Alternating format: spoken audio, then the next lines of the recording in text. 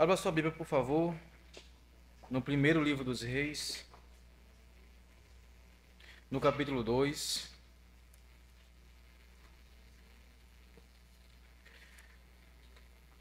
Nós iremos ler e trabalhar todo este capítulo a partir do versículo 13. Então a gente vai lendo e vai expondo, vai meditando, vai caminhando conforme o texto. Primeiro livro de Reis, no capítulo 2.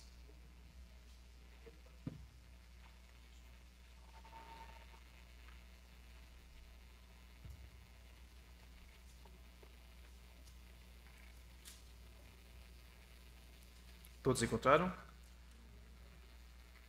Tem sim.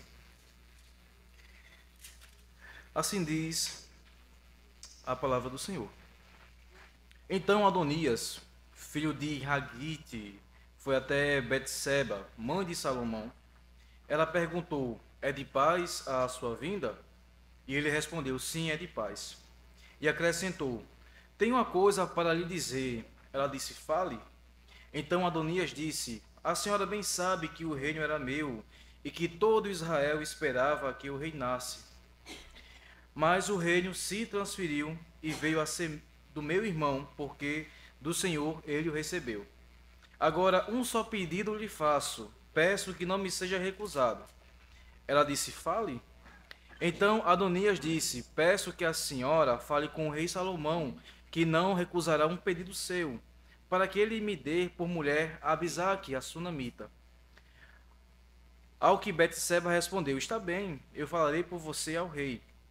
Então Betseba foi até o rei Salomão para falar-lhes em favor de Adonias. O rei se levantou para recebê-la e se inclinou diante dela.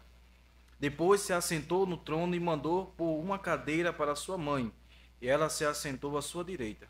Então Betseba disse: só um pequeno pedido lhe faço e peço que não me seja recusado. E o rei disse: pode pedir, minha mãe, porque não recusarei um pedido seu.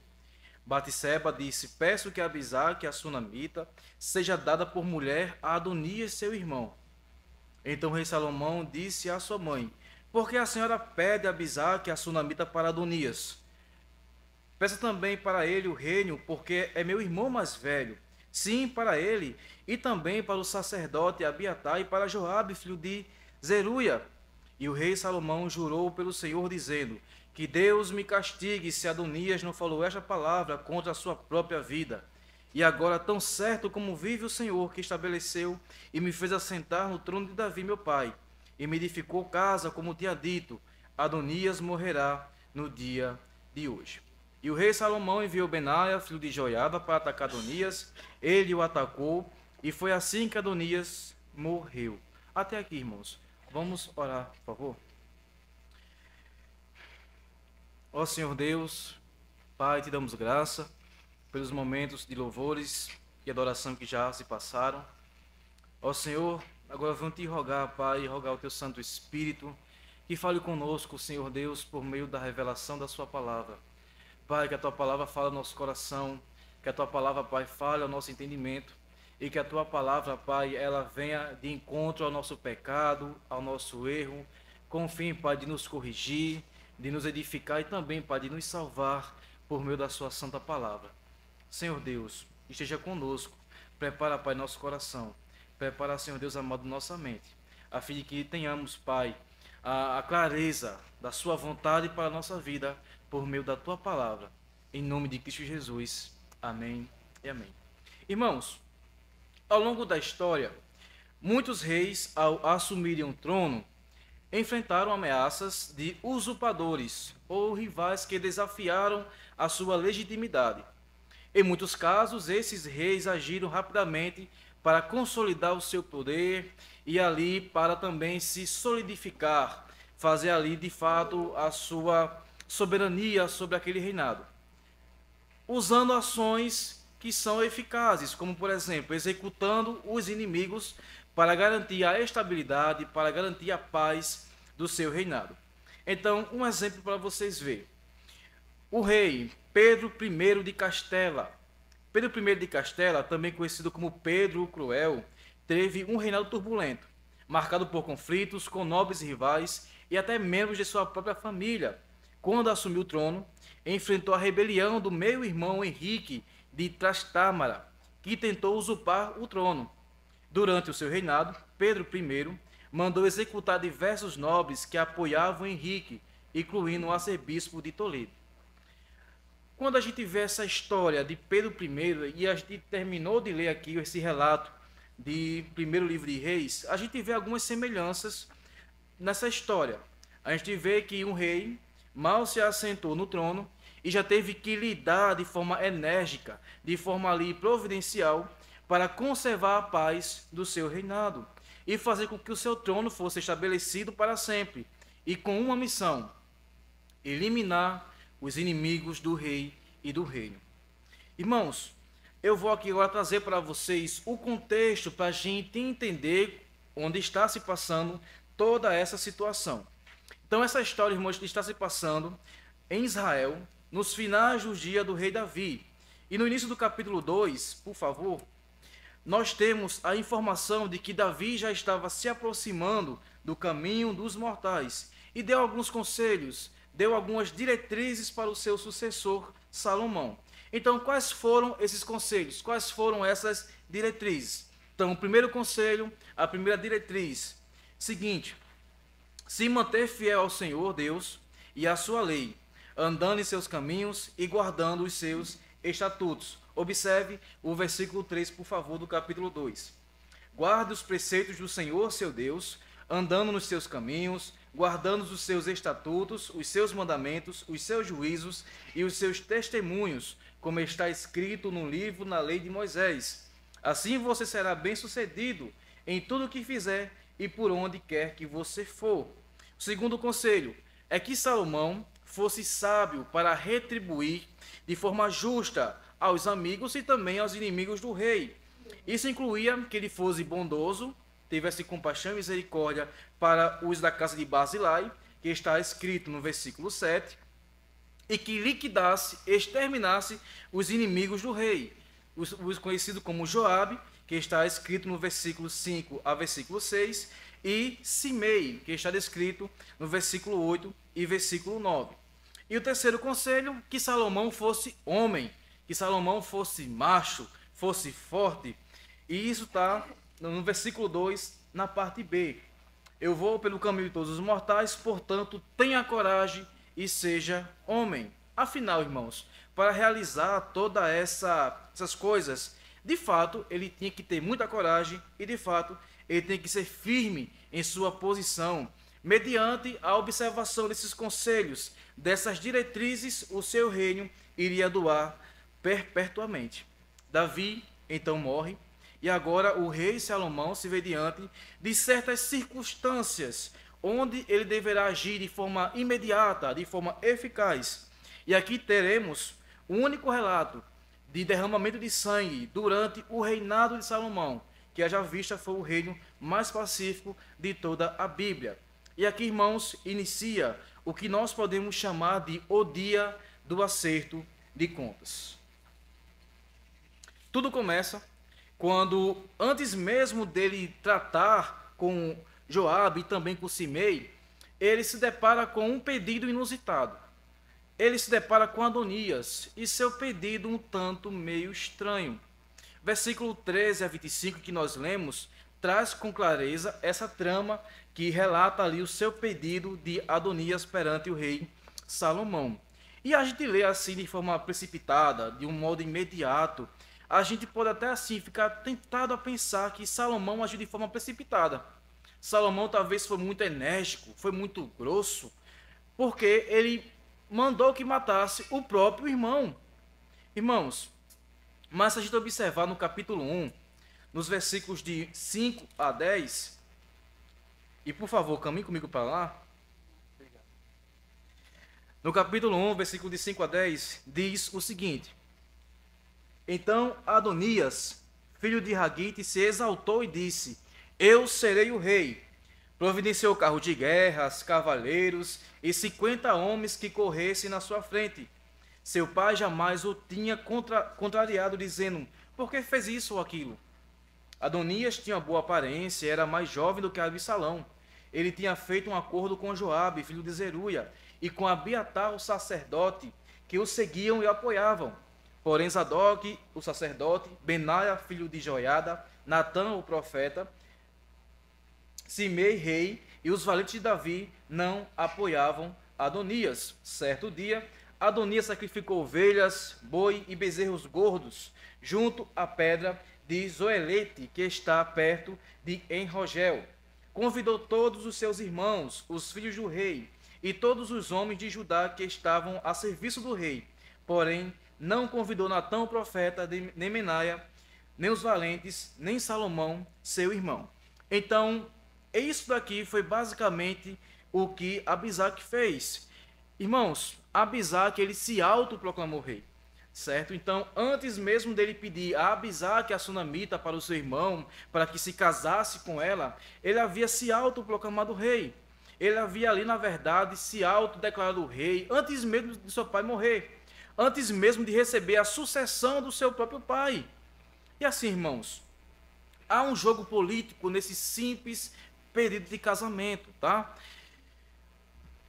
Adonias, ao pedir a Abisaque, a mão de Abisaque, a liberação de Salomão para ter Abisaque, a sunamita, que foi aquela que esquentou Davi, o seu pai, certo? Ele estava de forma indireta, ok, assegurando o seu direito ao trono. E como ele já havia autoproclamado rei, seria apenas uma cereja do bolo, um grande finale do seu plano ali maligno, de forma para legitimar o seu trono e assim fazer direito, fazer guerra a Salomão e ao seu reinado. Salomão, irmãos, ao perceber esse jogo, que sua mãe inocentemente também não percebeu, decide então cortar esse plano pela raiz. Decide então ordenar e condenar à morte o seu irmão Adonias. E aqui, irmãos, nós temos a primeira lição da noite. Cuidado com a intenção dos seus pedidos. Cuidado com aquilo que você deseja. Cuidado com a real intenção dos seus pedidos. Alguns domingos passados, o pastor pregou aqui 2 temas sobre esse assunto. Cuidado com o que você deseja e a cobiça e suas consequências. Está disponível no canal da igreja, você pode assistir depois. E o pastor trouxe de forma clara exatamente qual o cenário em que um pedido errado, um desejo errado, produz frutos que podem levar à morte. Não só a morte física, mas também a morte espiritual. Irmãos, isso é uma coisa que devemos nos lembrar diariamente. Devemos nos perguntar, irmãos, a todo tempo, para o nosso coração, qual é a intenção desse desejo? Qual o motivo de você querer tanto isso? Todos os dias, irmãos, quando vier um desejo, nós devemos nos levantar, nos encarar e perguntar ao nosso coração: para quê e por que você quer tanto isso? Adonias quis a Abisaque para satisfazer o seu desejo doentio por sexo e por poder. Quantos de nós, irmãos, não tivemos esse mesmo desejo maligno durante essa semana? Quantos de nós, irmãos, não nos alimentamos de desejos carnais que brotam e transformam em objetivo de vida? Um exemplo. Na igreja primitiva, ali em seu início, um homem tinha uma certa influência, uma certa fama na cidade da Samaria e achou que ele poderia comprar os dons do Espírito Santo. Lembram disso? E vejam qual foi o resultado. Por favor, vá para o livro de Atos dos Apóstolos, no capítulo 8.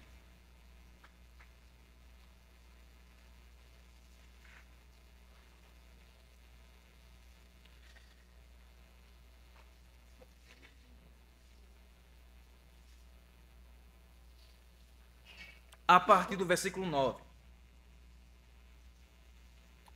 Atos 8, a partir do versículo 9. Havia naquela cidade um homem chamado Simão, que praticava artes mágicas e deixava o povo de Samaria admirado. Dizia ser alguém muito importante, e todos lhe davam ouvidos, do menor ao maior, dizendo: este homem é o poder de Deus, chamado o grande poder.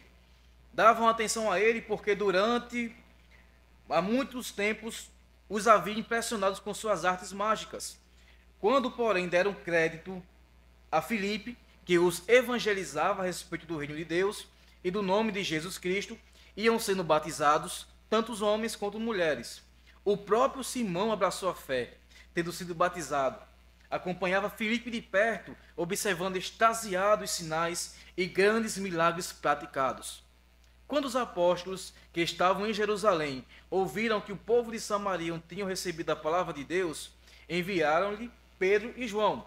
Chegando ali, oraram por eles, para que eles recebessem o Espírito Santo, pois o Espírito Santo não havia descido sobre nenhum deles, tinham apenas sido batizados em nome do Senhor Jesus. Então, lhes impuseram a mão e eles receberam o Espírito Santo.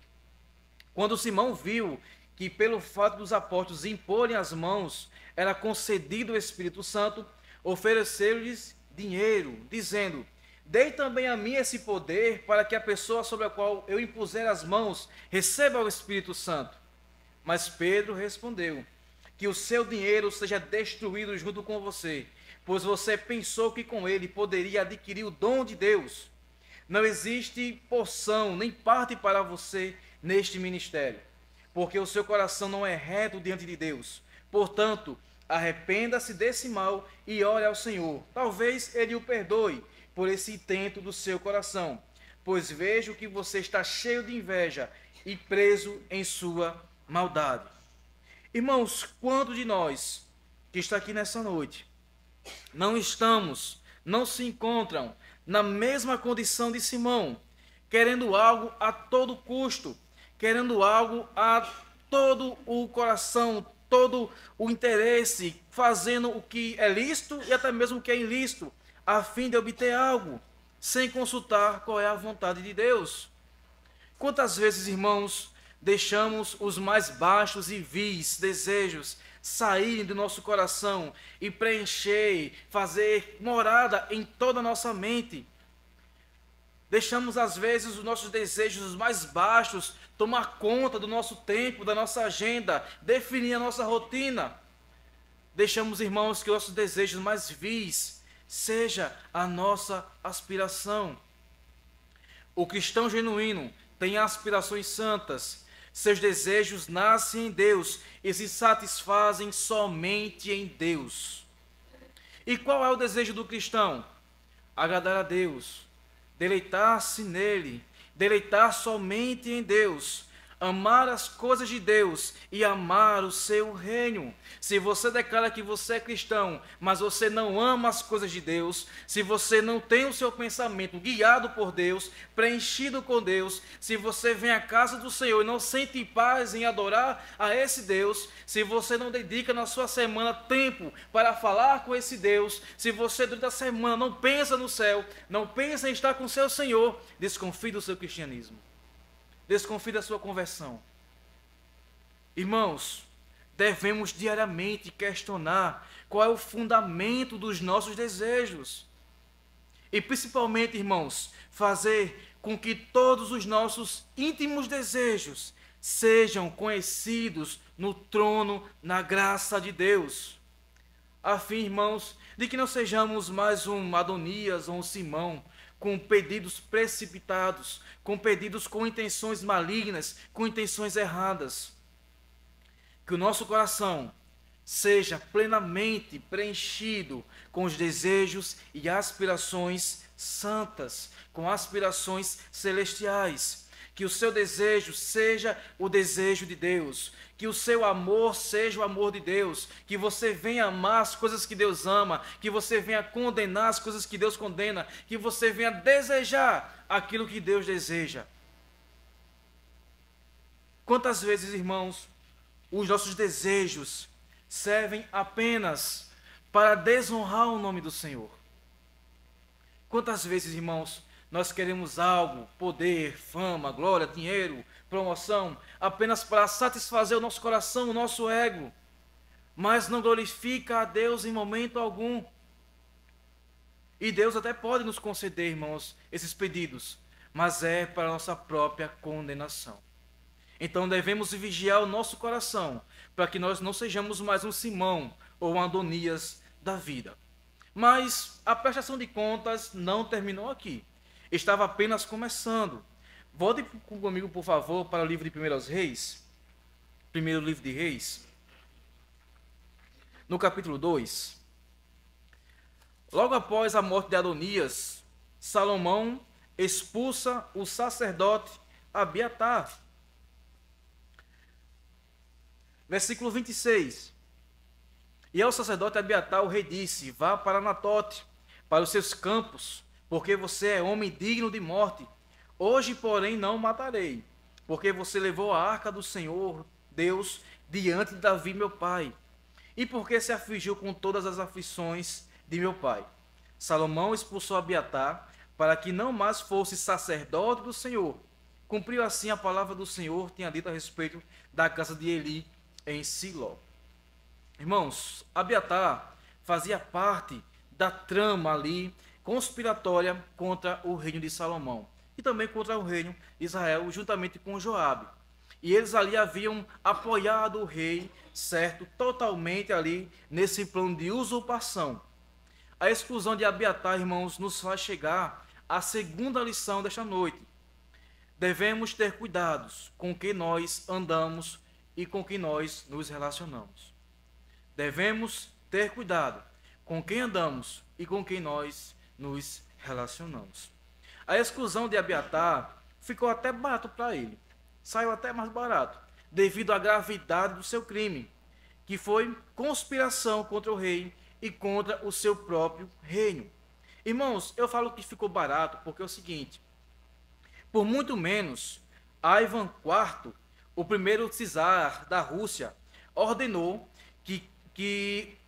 aquilo que ficou conhecido como o massacre de Novgorod, em 1570, onde Ivan suspeitou de traição e ordenou a tortura e a execução de milhares e milhares de cidadãos e nobres. Veja, ele apenas suspeitou, ele apenas pensou que alguém estaria ali tramando ali uma traição contra ele.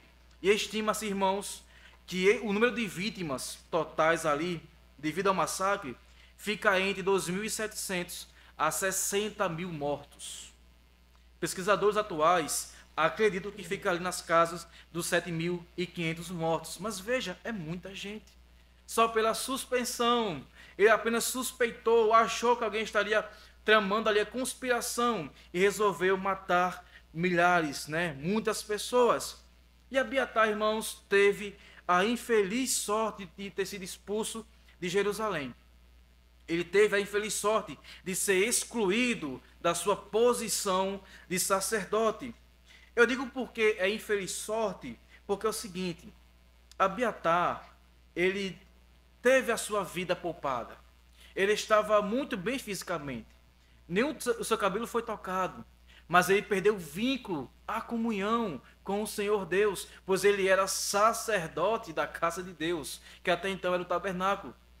Abiatar era aquele que fazia a mediação entre o povo e Deus. Abiatar foi destituído, Abiatar foi excluído do seu cargo, da sua posição e também da presença do ungido do Senhor, que era o rei. Irmãos, o mesmo pode acontecer comigo e com você, de sermos afastados da presença do Rei dos Reis, do ungido do Senhor, pelo fato de nós andarmos e nos associarmos com pessoas que pisam no sacrifício de Cristo, com pessoas imorais, fofoqueiras, aquelas pessoas que são pedras de tropeço dentro da igreja do Senhor. Pessoas com motivações satânicas, cujo o coração funciona apenas para atrapalhar o progresso do reino do Senhor, da igreja do Senhor. Pessoas que amam fazer tramóias, pessoas que amam colocar irmãos contra próprios irmãos, pessoas que fazem tudo e colocam defeito também em tudo na casa do Senhor. E vem com um ar de piedade, vamos orar pelaquela pessoa, pois ela é isso e aquilo. E começa a colocar, fazer grupinho entre aqui e ali, e começa a colocar os irmãos uns contra os outros. Irmãos, essas pessoas que agem assim, têm o mesmo coração, tomado pelo mesmo espírito de Judas Iscariotes. E quem são essas pessoas? São pessoas, irmãos, que se acham santinhas, que se fazem de boazinhas, mas que o seu coração está trabalhando exatamente o contrário. Um exemplo. Vá comigo para o livro de Mateus.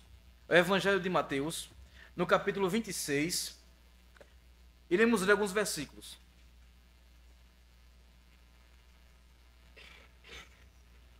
São pessoas que agem da seguinte maneira. Mateus 26, nós vamos ler versículos 6 a 9. E depois nós iremos ler 14 a 16. Quando Jesus estava em Betânia, na casa de Simão, o leproso, aproximou-se dele uma mulher, trazendo um frasco feito de alabastro, com um perfume precioso que ela derramou sobre a cabeça de Jesus, estando ele à mesa. Vendo isso, os discípulos ficaram indignados e disseram: para que esse desperdício? Esse perfume poderia ter sido vendido por muito dinheiro para ser dado aos pobres. Agora pule para o versículo 14.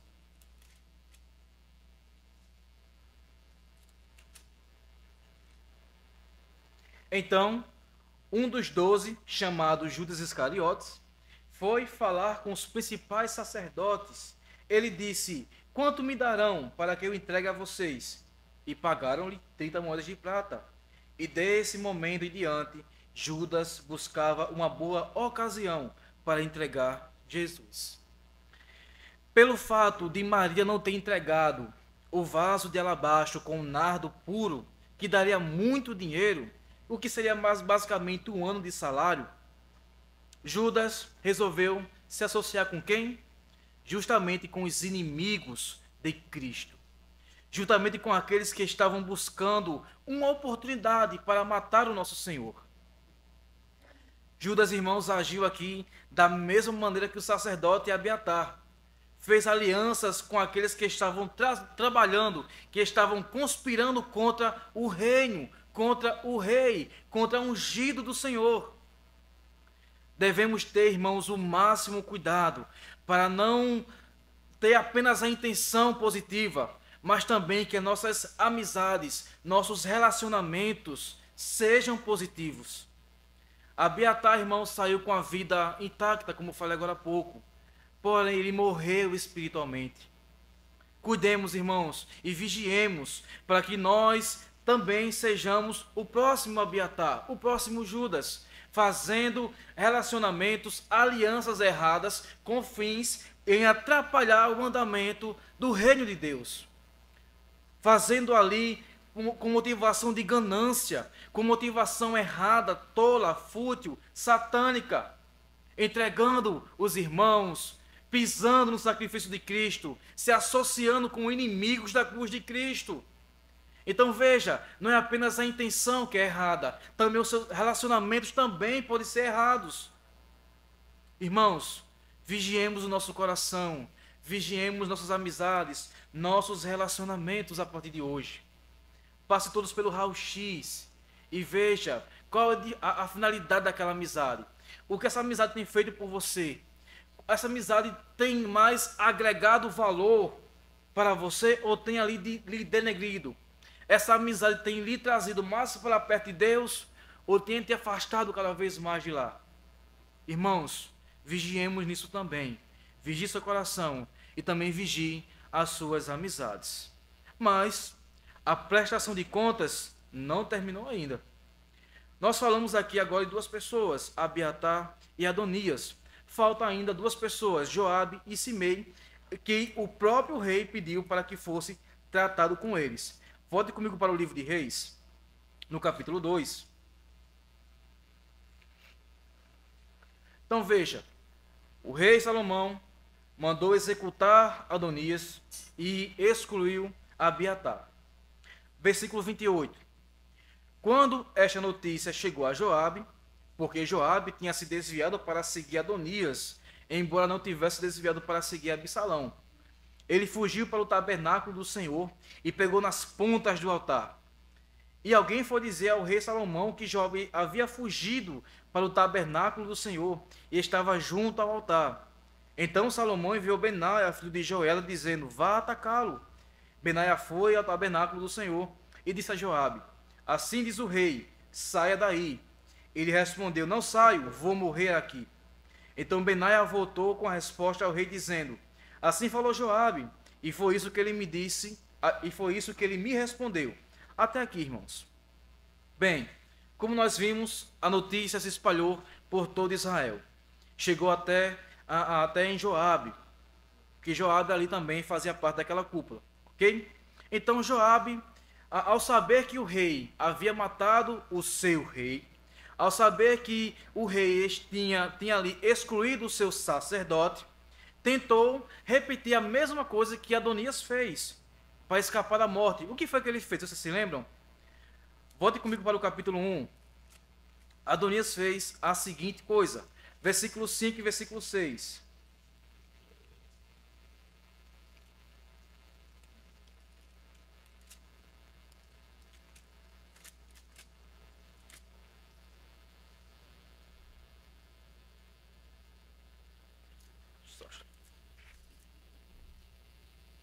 Perdão, irmãos, versículo 50 e 53, perdão.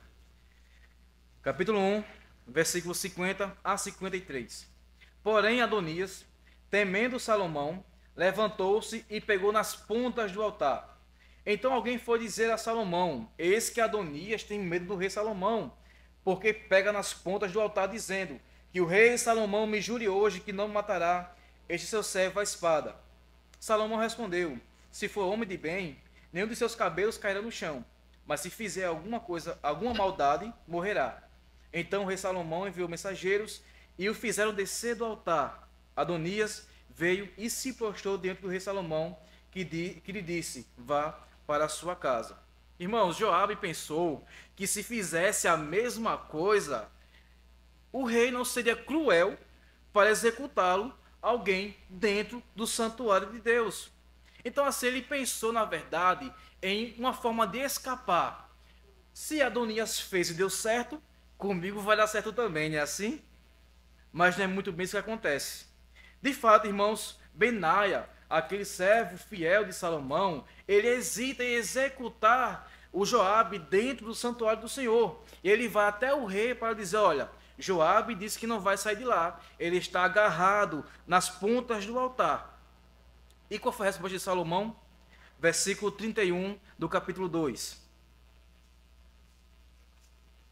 E Salomão ordenou: faça o que ele disse, mate-o e sepulte-o, para que você tire de mim, da casa de meu pai, a culpa de sangue que Joabe derramou sem razão. Até aqui, irmãos. Irmãos, Joabe achou que correndo para o santuário de Deus, achou que pegando nas pontas do altar, conseguiria fugir da vingança do rei. Mas Joabe esqueceu de um detalhe, que o próprio Deus, na sua lei, ordenou que o homicida, quando fizesse um crime culposo, mesmo que estivesse no tabernáculo, mesmo que estivesse no santuário, fosse morto. Vá comigo agora para o livro de Êxodo, no capítulo 21, versículo 14, que diz o seguinte: se alguém vier maliciosamente contra o próximo, matando a traição, você deverá tirá-lo até mesmo do meu altar, para que seja morto. Joabe se enquadra, irmãos, perfeitamente nessa descrição. Afinal, Joabe traiu Abner, que foi uma morte horrível, ali a curtir da traição. Está escrito no segundo livro de Samuel, no capítulo 3, versículo 22 a 30. Você pode ler isso com mais calma em casa. Joabe, irmãos, esqueceu disso e tentou escapar da vingança do rei, entrando no santuário com as intenções erradas e com as mãos manchadas de sangue. Mas o que acontece? Que nós lemos: o rei dá ordem, Benaia vai e executa o Joabe. Versículo 32.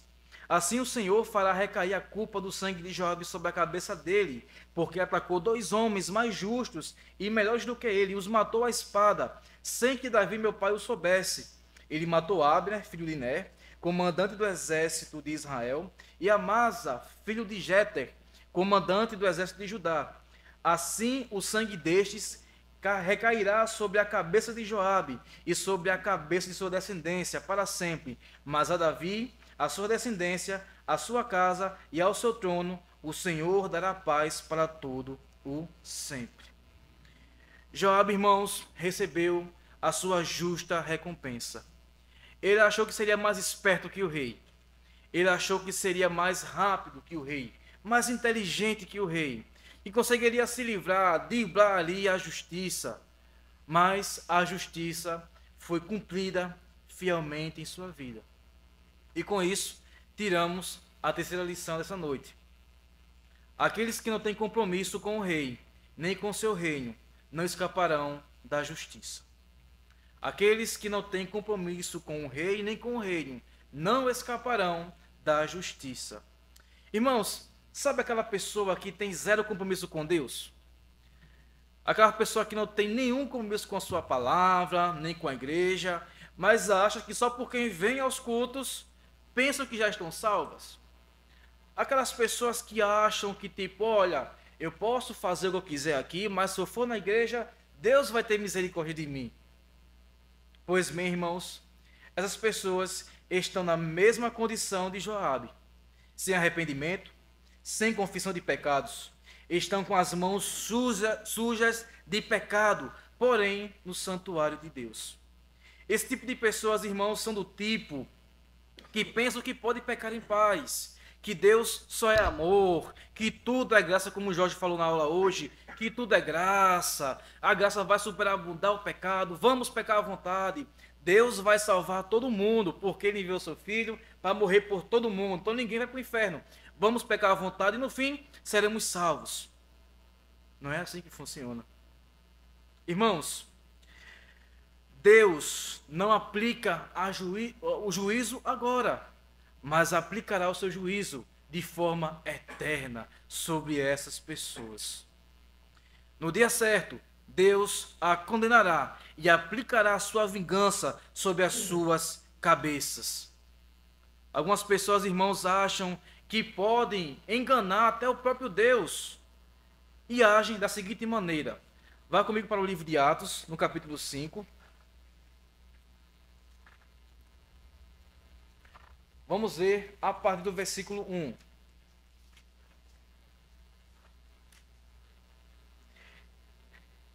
Entretanto, certo homem chamado Ananias, com a sua mulher Safira, vendeu uma propriedade, mas reteve uma parte do dinheiro. E Safira estava ciente disso. Levando o restante, depositou aos pés dos apóstolos. Então Pedro disse: Ananias, por que você permitiu que Satanás enchesse o seu coração, para que você mentisse ao Espírito Santo, retendo a parte do valor do campo? Não é verdade que conservando a propriedade seria sua, e depois de vendido o dinheiro não estaria em seu poder? Por que você decidiu fazer uma coisa dessas? Você não mentiu para os homens, mas para Deus. Ouvindo estas palavras, Ananias caiu morto, e sobreveio grande temor a todos os que souberam que tinham acontecido. Até aqui, irmãos. Ananias e depois Safira, que também morreu, agiram do mesmo modo que Joabe. Com o coração pervertido, as mãos manchadas pelo pecado, entraram na presença de Deus, se chegaram diante de Deus com o intuito de enganar o Senhor. Mas o que aconteceu? Deus os matou. Deus executou ali a sua justiça sobre esses pecadores que se manteram rebeldes contra o Senhor Deus, tentando enganar o Senhor Deus. Alguma vez, irmãos, pergunto, você já se achegou diante de Deus com esse mesmo pensamento? De que você pode fazer o que você quiser, mas que ainda você vai ter tempo de vida para se ajustar com Deus? Que você pode fazer o que você quiser, de segunda a sábado, ou então até domingo à tarde, e pode se achegar diante de Deus, que pode orar, que pode levantar as mãos, que pode adorar, que pode cantar, que pode se emocionar, que pode chorar, como se tivesse acontecido nada. Por acaso, irmãos, nós pensamos que Deus é bobo, é tolo? Não levamos a sério a santidade do Senhor Deus. Pensamos, irmãos, que podemos pecar e achar que está tudo bem, agir como se nada tivesse acontecido, achando que Deus ele está exalando a nossa adoração com um cheiro suave quando não está. Ele mesmo diz: se o meu povo que se chama pelo meu nome se humilhar, orar, me buscar e se converter dos seus maus caminhos, eu ouvirei dos céus, perdoarei os seus pecados e sararei a sua terra. Pergunto: você já se humilhou, já orou, já se converteu, já se arrependeu dos seus pecados hoje?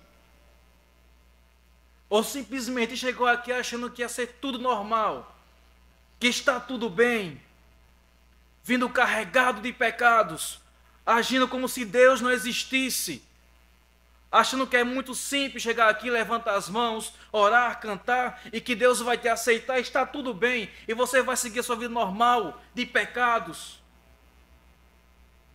Irmãos, jamais poderemos estar em paz com Deus, se a nossa consciência estiver em paz com o pecado. Jamais. Se o seu pecado não lhe atormenta dia após dia, alguma coisa está errado. Será que você já chegou naquele nível de ser a sua consciência cauterizada, do seu pecado não lhe afligir? Quando foi que você chorou pelo seu pecado? Quando foi? John Bunyan passou cerca de 1 ano e meio chorando por causa do seu pecado. Nós não somos capazes de derramar uma lágrima pelo pecado que cometemos. Pensamos: não, Deus sabe que eu sou fraco, que eu sou carne, eu sou pó, eu sou assim mesmo. Deus entende. Não, Deus não entende. Porque se Ele entendesse, Ele não precisaria mandar o Senhor Jesus para morrer em nosso lugar, para carregar o nosso pecado. Deus não entende, Ele é santo e requer santidade das nossas mãos. Irmãos, nós não podemos mais se achegar diante de Deus como se Ele fosse um bom velhinho, o Papai Noel. Não, dizer: olha, Senhor, de fato eu pequei, mas toma aqui o meu louvor, a minha oração, toma aqui. Não funciona com Deus, irmãos. Deus, Ele quer arrependimento genuíno de coração e de mente, Ele quer mudança de vida. Todos os homens que tiveram encontro com Deus de forma genuína tiveram as suas vidas mudadas drasticamente. Paulo, Moisés, José, Jacó, Abraão, todos esses tiveram suas vidas mudadas. E por que você vai ser diferente? Devemos, irmãos, lavar nossas mãos, lavar o nosso coração nas águas de Deus. Se o Espírito Santo não brotar em nosso coração, se o Espírito Santo não nos lavar, no seu lavar regenerador, nós não iremos jamais nos achegar com as mãos limpas perante o Senhor. Eu sei que talvez não é a mensagem que você esperava nessa noite. Eu sei que talvez você achasse que viria aqui, iria receber uma boa pregação, que lhe deixasse uma semana muito boa, muito ok. É domingo, amanhã tem correria. Eu imaginei que você queria aquela mensagem de que você é campeão, é vencedor, mas não é. Você é pecador e você precisa de Deus. Você carece do Senhor. Meu amigo, se você partir hoje, como está a sua alma? Se você partir hoje, para onde você vai passar a eternidade? Você está com as mãos sujas de pecados. Mas nessa noite, aquele que pode nos purificar está aqui. Que pode nos transformar, que pode nos lavar e nos tornar mais alvo do que a neve. Está aqui nessa noite. Ele pode nos lavar, pode nos transformar. Mas, irmãos, a prestação de contas não terminou ainda. Agora chegamos na última pessoa da lista do rei Salomão, que é o Simei. Volte comigo para o primeiro livro de Reis, no capítulo 2.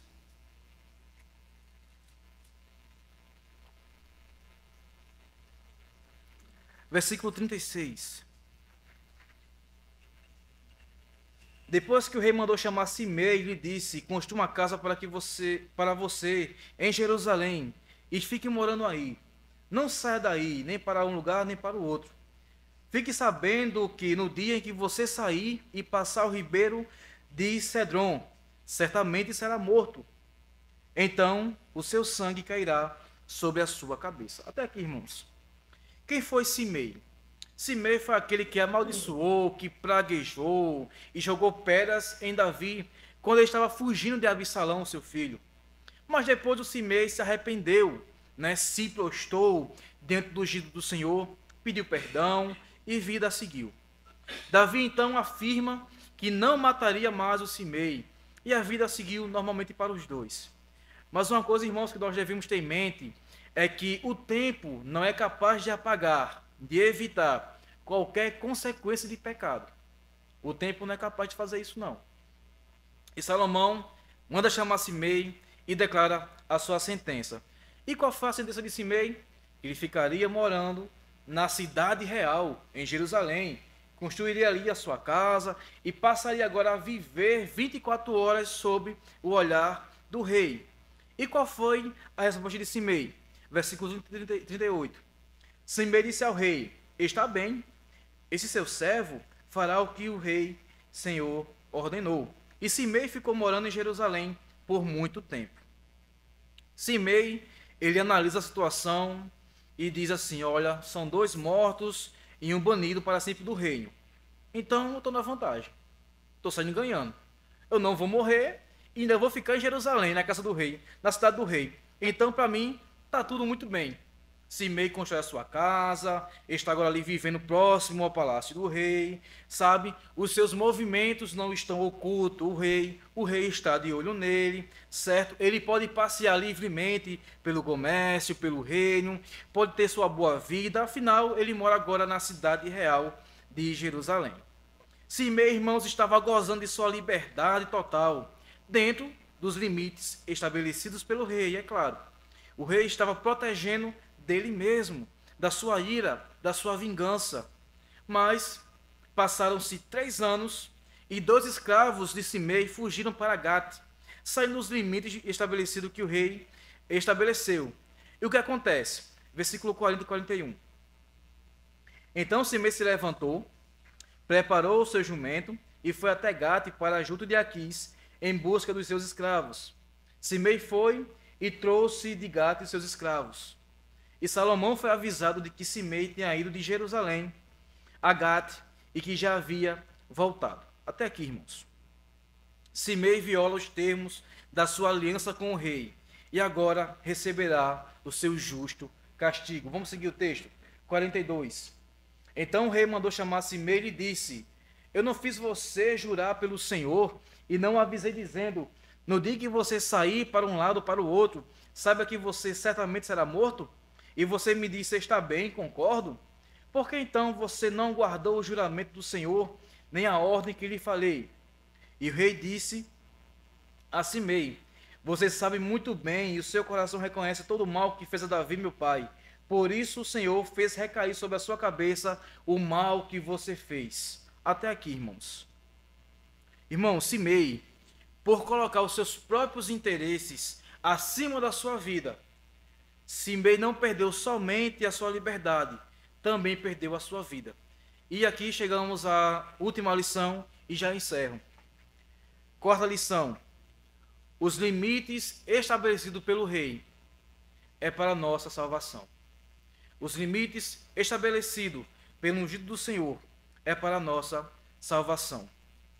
Veja, Simei passou do estado de inimigo do rei para protegido do rei. Simei passou do estado de fugitivo do rei para ser agora observado pelo rei.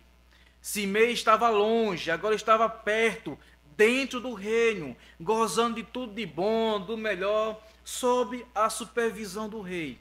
Irmãos, isso nos lembra alguma coisa? Isso é familiar para nós?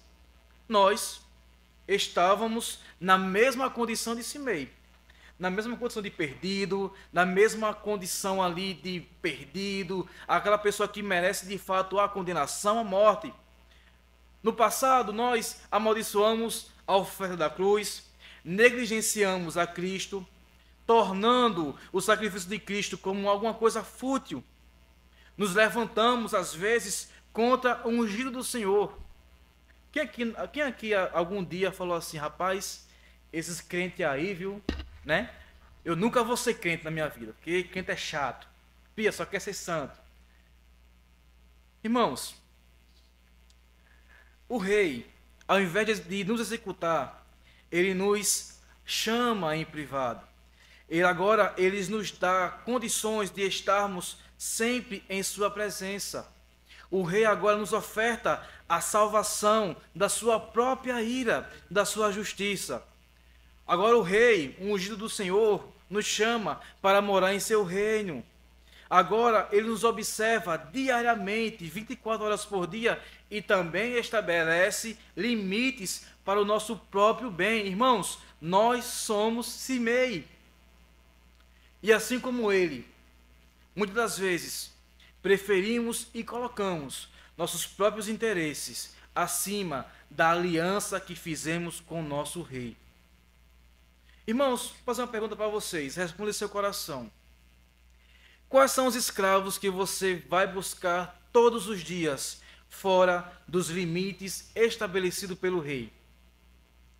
Muitos pensam que ser crente é viver preso, amordaçado, é uma vida chata, é cheia de regra, que você não pode fazer isso, não pode fazer aquilo, mas não é. Irmãos, ser chamado pelo rei para viver em seu reino, sob a sua supervisão, sob a sua supervisão diária em nossas vidas, é a maior liberdade que o homem pode ter. Por quê? Porque o rei agora nos liberta das trevas e traz para o seu reino de luz, o seu reino de amor. Liberta-os agora do poder da morte, do pecado e do diabo. Irmãos, Simei agora estava dentro dos limites do rei. Irmãos, nós passamos das trevas para a luz. E nesse reino da luz existe um rei que é soberano, ok? Então, se esse rei é soberano, ele vai delimitar os limites até onde eu posso ir e também ele vai delimitar a forma em que eu devo viver, porque o reino pertence a ele, certo? Irmãos, o mesmo acontece conosco. Os limites que o Senhor Jesus Cristo ordenou para nós é para a nossa salvação. Não é para o nosso mal, é para o nosso bem. Aqui eu vou trazer para vocês uma ilustração rápida para a gente finalizar. Tem um filme, também um livro que eu gosto muito, que se chama O Menino do Pijama Listrado. Aqui todos assistiram? O Menino do Pijama Listrado, ponto. Muito bom. Retrata a Alemanha nazista, né? E ali entre prisões e mortes, nasce ali uma amizade muito bonita entre dois garotos, duas crianças, Bruno e Samuel, ok? Bruno é um garoto alemão que tem 8 anos, certo? Conhece um judeu, Samuel, que também é uma criança, basicamente da sua mesma idade, em um campo de concentração. E o que separa os dois é uma cerca de arame farpado. Bruno e Samuel constrói ali uma grande amizade, certo? E Bruno agora inventa de entrar para dentro do território de Samuel. Bruno agora, ele tenta, na verdade, né? Ele cava por debaixo da cerca e passa, aí vem Samuel, pega aquela roupa dele, listradinha, coloca nele, sendo que, quando menos esperam, Bruno e Samuel são levados como prisioneiros para a Câmara de Gás. Sem perceber o que está acontecendo, Samuel fala para Bruno, não, nós vamos tomar banho, nós vamos achar meu pai. E sem perceber o que está acontecendo, são levados nus para uma câmara. A porta se fecha e o gás é liberado. Bruno e Samuel morrem. Enquanto isso, a família de Bruno, buscando Bruno em desespero. Quando olham pela janela, vê a fumaça de gás subindo e ali eles deduzem que Bruno estaria morto. Irmãos, o mesmo acontece conosco. A cerca era aquilo que protegia Bruno. Irmãos, alguns acham que seguir a Cristo é penoso demais, e de fato é. Alguns acham que é difícil demais, e é difícil. Mas o próprio Senhor nos alerta que o caminho é estreito, a porta é estreita, a cruz é pesada, mas no final Ele nos espera chegar e nós ouviremos dos seus lábios: Vinde, bendito de meu Pai, venha herdar o reino que está preparado para você desde a fundação do mundo. Irmãos, a cerca, os limites é para a nossa salvação e são estabelecidos pelo Rei para nos livrar de sua ira. Ou seja, o Rei nos esconde dele mesmo. O capítulo, irmãos, termina nos informando que assim se firmou o reino sob o domínio de Salomão, logo após ele executar o juízo estabelecido pelo seu pai ali sobre a vida de Simei. Irmãos, finalizando, da mesma forma, Cristo voltará para vindicar a sua honra, para vindicar a sua glória, para estabelecer de forma definitiva e visível o seu reino, e o seu reino será eterno, será um reino de paz, é um reino que será estabelecido por toda a eternidade. E aqueles que aceitam e recebem a oferta de misericórdia desse rei, também dará com ele por toda a eternidade. Irmãos, aqui eu finalizo fazendo uma pergunta para vocês. E se hoje for o seu dia de acerto de contas, onde você estará? Qual será a sua recompensa? O que você irá receber? E se hoje pedir a tua alma, o que você irá entregar? Pense nisso, meus amados. Vamos orar. Ó Senhor, te agradeço, Pai, por tua palavra. Ó Deus amado e santo, também vou te pedir para que o Senhor Deus, o seu Santo Espírito, Pai, visite cada coração que ouviu esta mensagem, trazendo ali, Pai, Deus amado, a salvação, e também, Pai, aplicando a sua juíza, pois a salvação pertence somente ao Senhor. Ó Deus, também te peço, Pai, que aqueles que se achegarem ao seu trono, clamando, Pai, pedindo por libertação, se arrependendo, Pai, de seus pecados, e reconhecendo, Pai, que o Senhor é o único e suficiente Salvador, Deus amado. Age, Pai, nesses corações, pois queremos, Pai, que a tua palavra ela não voltará vazia. Em nome de Jesus. Amém.